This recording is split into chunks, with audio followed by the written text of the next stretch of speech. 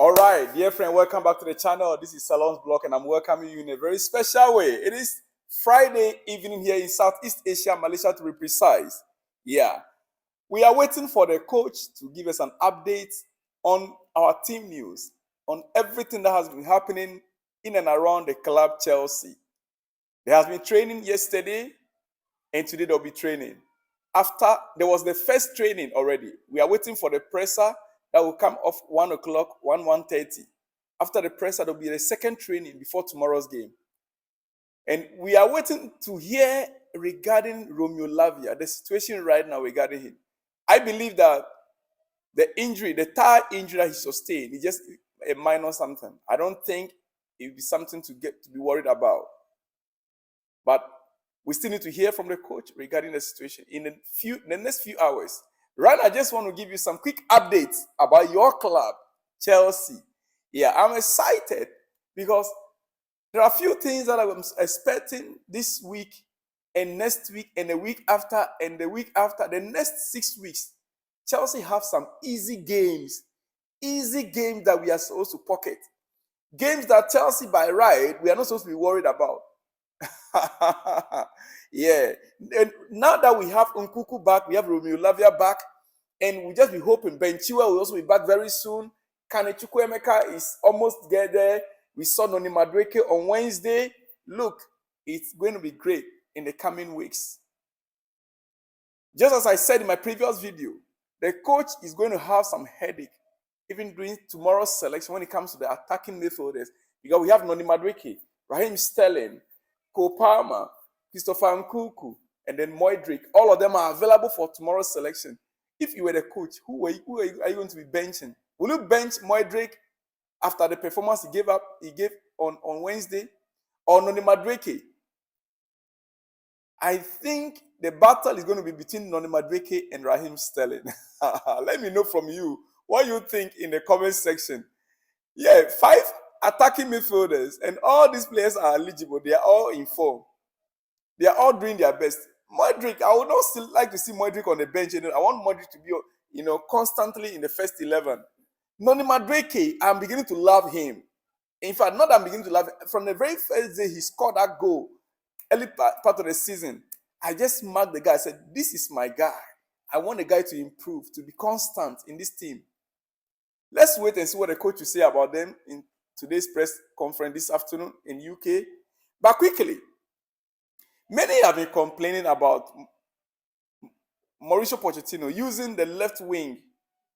Again, Crystal Palace said Pochettino used the left wing back, the left wing that and the left back situation. Ian Martin is a left back. Ian Martin is a left back. And Levi Colwill is a center back.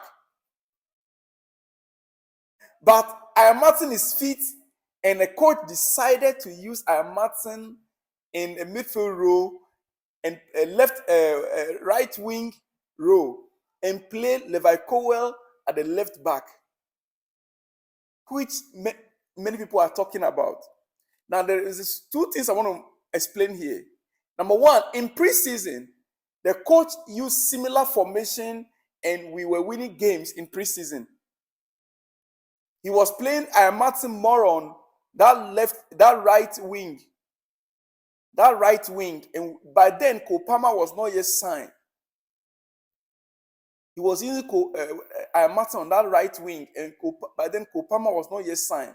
Remember, we came back from preseason before Cole Palmer was signed from Manchester City. And so when the going gets tough in Crystal Palace game, as a matter of fact, he started playing Ian Martin from the very beginning on that right wing. But when the going gets tough, and there was a problem at the left back, that was when he now brought Malo Gusto there and moved Malo Gusto from the right back to the left back, which is his natural position. Are you getting the point there? And then take out Levi Colwill.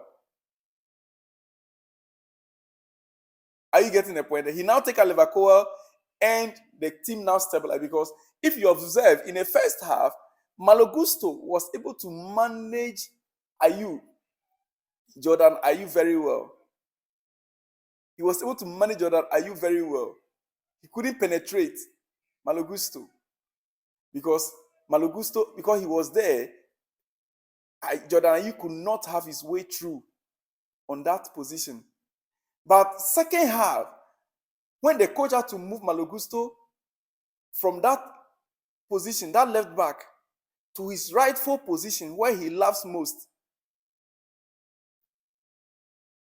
things changed. By then, Levi Colwill was out of the game. Meanwhile, Ian Martin was supposed to be playing that position. This is where many people got confused. Many people were not happy about it. And so I just want to take my time to explain that from pre-season, the coach experimented Ian Martin on that right wing position. It's not new, and it was perfect. And if you observe carefully, Ian Martin did quite well. He did very well in that position, in that first half. He did very, very well, brilliantly well. I am one of the people that are against the coach for using the players at the wrong positions. Yeah. But moving Ian Martin, I noticed that Ian Martin is more like a utility player, just like Malo Gusto. You move Malo Gusto to the left, you perform. You bring him to the right, you perform, just like he himself has said. And so these are some of the good attributes about the squad we have currently. It is about how to manage them. But the problem is that when the left winger is fit, use left winger for the left wing, use right wing for the right wing, use left back for left back and right back for right back. But because of the situation at hand with Crystal Palace, it is a peculiar situation. I believe I'm trying to put myself in a different situation. Let me hear from in the comment section. I am trying to imagine, I'm trying to put myself in Pochettino's situation, knowing the threat that Jordan Ayew poses. That is why he moved Malo Gusto from his natural position to that side so that he can handle Jordan Ayew. That is the sense that I got in that. That is what I got in that. So now I believe, like for instance, attacking from the left wing, Pochettino knew Crystal Palace were attacking from the left wing. He knew very well that Crystal Palace, they were going to attack from the left wing. And Colwill couldn't hold Olise. And that was why he took him off and sent Gusto to the left back. You get it? He took Levi Colwill off. He knew very well that from that left wing, Colwill couldn't hold Olise. And that was why he took him off and sent Gusto to that left back. So he could get better off Olise, which Malo Gusto was able to handle. Initially, it was against Jordan Ayew. Now, when he stabilized there, he now moved him now towards Olise because Levi Colwill was not able to handle the situation. He said, but if we had lost that game, I know lots of you, will be here crashing on Poch that he plays players out of position. Yes.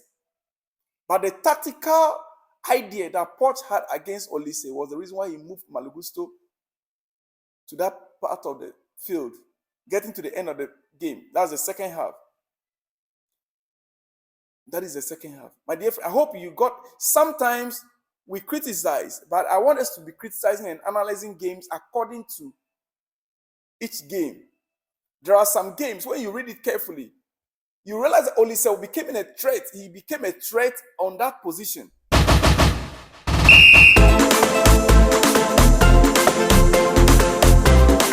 Olise became a threat on that left back position. He became a threat. And so the coach had to move Malo Gusto to that left back position to handle Olise. And assuming we lost the game, all of us will still be complaining. But we are praising Malo Gusto for playing both positions perfectly well. That is how it is, my dear friend. Now, the coach said something recent which I want to reiterate here regarding the project. He said it is a very exciting project here. It's different to another club.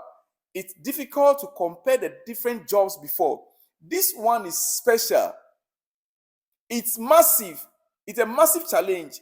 We are so happy to face this challenge. I hope we can succeed. For sure, we are going to succeed because I think we have the talent. It's only a matter of time.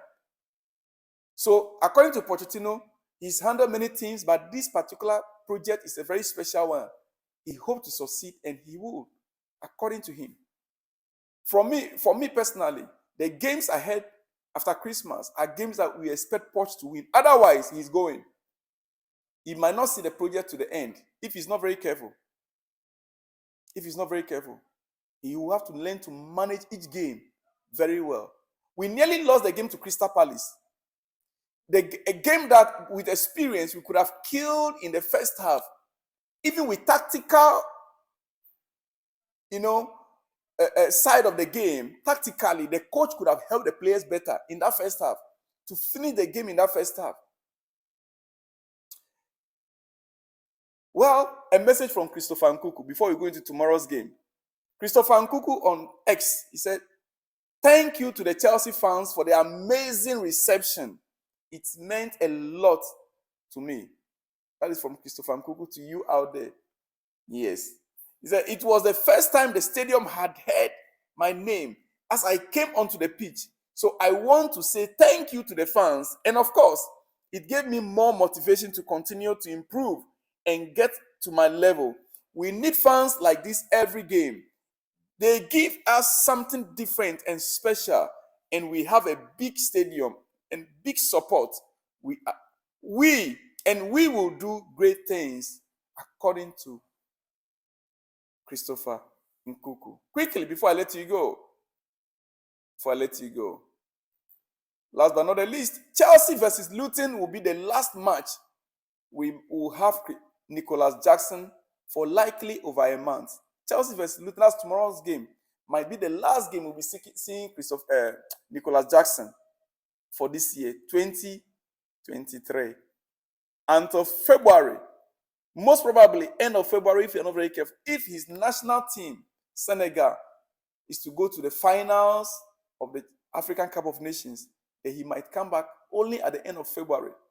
Otherwise, Christopher is going to miss on almost about 6 or 7 weeks, about 6 weeks of games. He could miss all these matches due to AFCON. Number 1, Saturday 6th January, FA Cup Preston away game, a home game, sorry. Tuesday 9th, Carabao Cup away game against Middlesbrough. Saturday 13th, PL Premier League game, Fulham home game.